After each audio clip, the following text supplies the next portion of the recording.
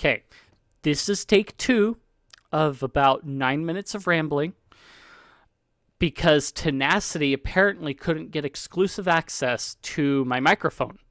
So here we are, trying again, covering the same ground that I did in Sneedacity rather than Tenacity, because apparently Sneedacity does a better job of taking exclusive action rather than making me sound like a robot like Tenacity does.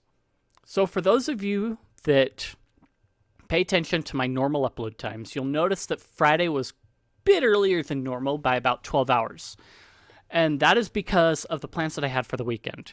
So for those of you that may have been around last year, I uploaded a video about a young single adult conference that I went to last year over the weekend. And there wasn't very much change to my upload schedule from that versus this. Well, from that versus normal. But this time I did a little bit of a change because of the difference that it had. So there were 2 days of convention versus last year's one. And last year didn't have too much. It was basically like one video and done. But with this one, there were a couple things that were there that kind of spawned 1 or 2 other videos that I plan on doing about it. First of all, for those of you that are in dating apps and things like that, there's this one particular dating app called Mutual that is more oriented to the LDS audience or Latter-day Saints that was there at this convention that my church put on. And, well, again, this is kind of like last year, a convention my church put on that covers kind of the whole Utah area. And when it comes to my church and the way it organizes things is it kind of breaks the whole world down into like different areas. And Utah is kind of its own area with like leaching into a couple other states a little bit.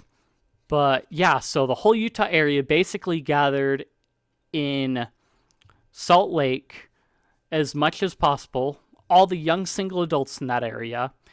So they put on a convention there and had a few different like things there, like booths from schools that are sponsored by the church, Ensign College, BYU Pathways, some church-ran summer youth programs, even like some partnerships that my church has done with like the Rotary Club for like shelters and other things, like service areas where you can do service projects. You've got family history stuff.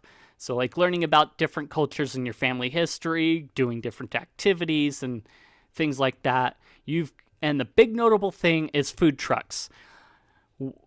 And there's a little bit tacked onto it that I will talk about there. Like you've got different games, races, what have you, mini golf, and a hangout area, bands, video games. And then, so the notable thing with the food stuff is there were $10 vouchers provided. So with the price of a ticket that you're paying $40 or $50 for, you're basically getting a $10 voucher to get a $10 discount on any of the food trucks there inside of the convention center that you happen to order food from. And it's important because that $10 voucher, those people are going to cash out on it because they were saving those food vouchers so that they could redeem them from the church to get payouts on people ordering food. It kind of makes a big difference, and it's really cool because the church would have had free food there, but the convention center wanted to get their money out of the event. So, of course, the option was, okay, here we go. With the swag bag, any of you that have been to Comic-Con, FanX, or like different conventions that way, a lot of them, like you'll get your badge, you'll get like a swag bag that has different things in it that have to do with the convention that you're at, be it stickers, pens, lanyards. The badges sometimes like kind of swaggy. And then with this one, they had different treats in it. So the exception to like the no free food rule, of course, was, well, whatever snacks you put into the swag bag can like slide under the radar and things like that. A couple other things they had in the swag bag was like a connections bingo. So this was really cool because they wanted to encourage networking. So the connections bingo meant like I have to go and talk to people, and if you got a bingo really quickly, then like if you're just doing it for the game, then you get your bingo stuff done and then you're out. That's it. The other thing they had was a doc card. And so this is one thing that I kind of noticed, and is like it has a separate video that I think I'm going to do on it, because the doc card is basically a way to tap someone else's phone with a card and give them your contact information so that hopefully after the convention and conference you can continue to like communicate with each other. The other thing was so with the bingo and the doc card you could create that connection. But if you just did the bingo and then you played the game, you were done, then there's nothing else you were doing. The other thing is, I mentioned the mutual area, kind of like the company Mutual Inc. or whatever.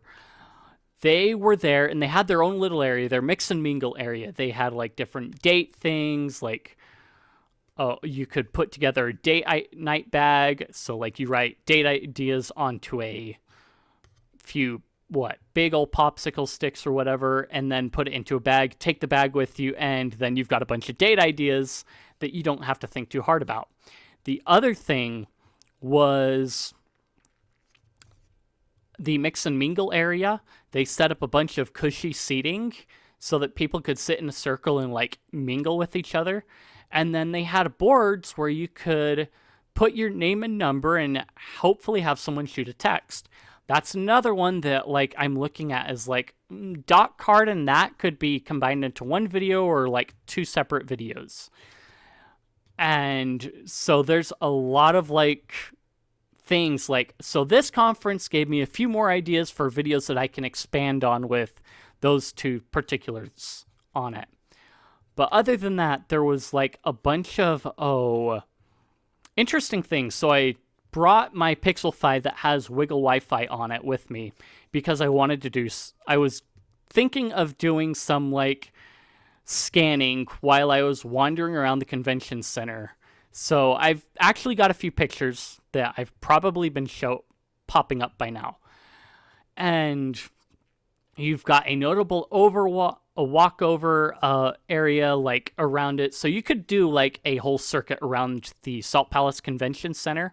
And they've got like a whole walkway over the main area where they had like the hangout, is what they called it, with all the games and stuff, and the mutual stuff, and the food trucks. And then the family history area with like their own stage and whatnot.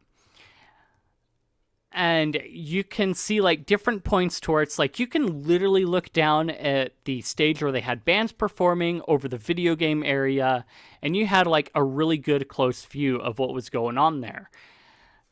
And so you had that, walking around different rooms, networking areas, quiet rooms, and so on. It was pretty wide variety of things that you could do with it. Like I said, I didn't get any wiggle scans going, so I didn't get any of that so I could like tie it in. But there was a lot of different social engineering stuff that you could talk about with like the connections bingo, for example. There weren't really any questions that were too like personally identifying. You're not asking for your mother's maiden name. You're not asking for like your social security number. There was some where it's like, oh, you share the same birth month, but you're not quite getting a year out of it. You've also got like, oh, do you have a YouTube channel? Do you like gardening? Do you like this? There's no like pet name stuff, no mother's maiden name on the bingo cards. Like I've got a couple extras floating around, but yeah. And then, like I said, with the game, you could turn it in, get like a bracelet that was like a what would Jesus do bracelet or a he would love first bracelet. And it was pretty basic.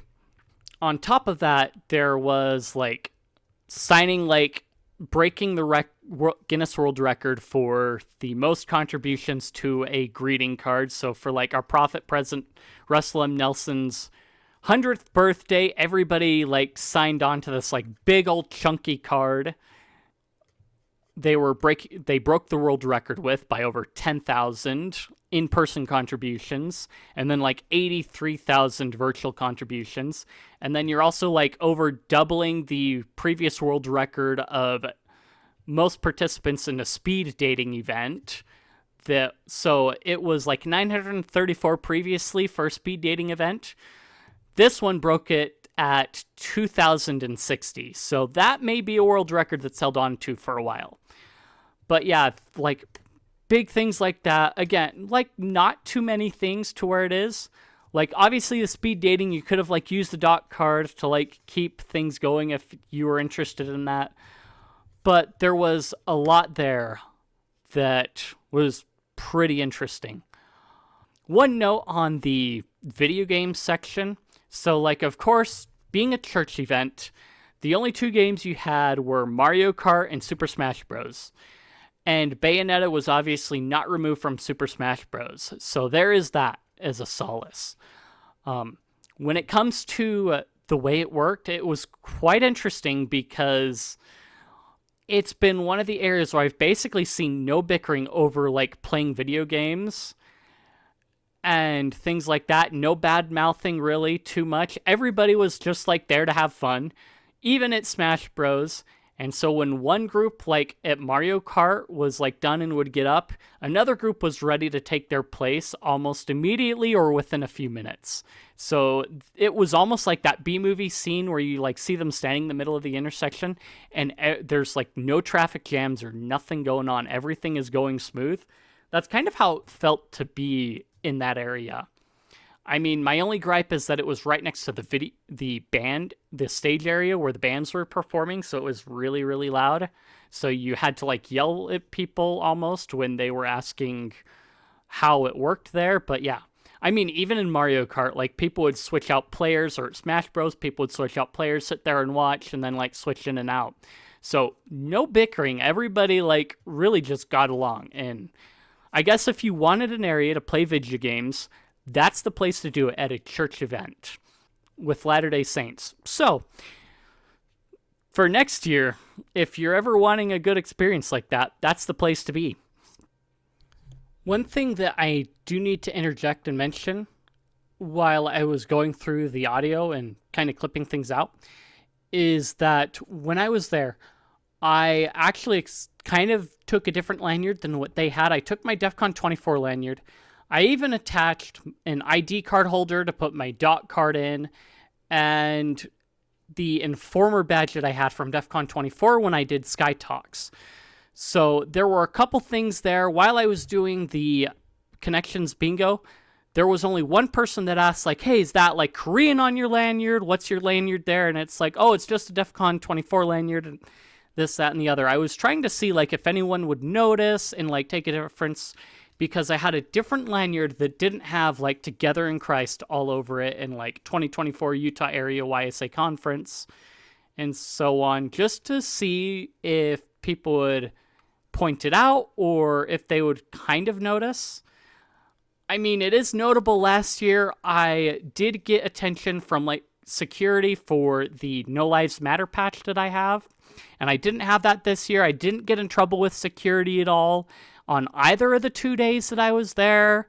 So there is that as an important note. And yeah, and again, the bingo thing was kind of a big game thing, kind of like you see at DEF CON where the lanyard is part of the game. The connection bingo was kind of that game where it was more of with other people to get you to connect. There was a different kind of collaboration that they were looking for this particular church convention than you would see at like DEF CON or other security convention conferences where they have their games that they do. So the connection intent is there. It's just oriented in a different way, a different kind of collaboration. Like I said, if you want to see like anything else about it, like have any other questions, like I said, I plan on doing the mutual board like breakdown, what I saw with that, the dot card breakdown. It is notable I do have an extra dot card, So I do plan on doing a teardown of it to see what is inside it that actually makes it tick. So I plan on like going into like, okay, this like show how it works, like a little bit, how to set it up, and then also seeing how it ticks inside, because obviously with the RFID and NFC there has to be an antenna of some sort. And then the mutual board, I kind of like want to go into like some of the implications with it, break down what I saw there, and kind of the different things with that, because it's actually quite interesting to see what is up with it. So if you want to see that, let me know down in the comments, like, subscribe. If you have any other questions about it, like, comment down below. I'll try and get to it the best I can. I'm not too overswamped with comments right now at the stage I am with everything, so I'll try and answer your questions to the best of my ability, like as much as I can. And yeah, I will see you guys later.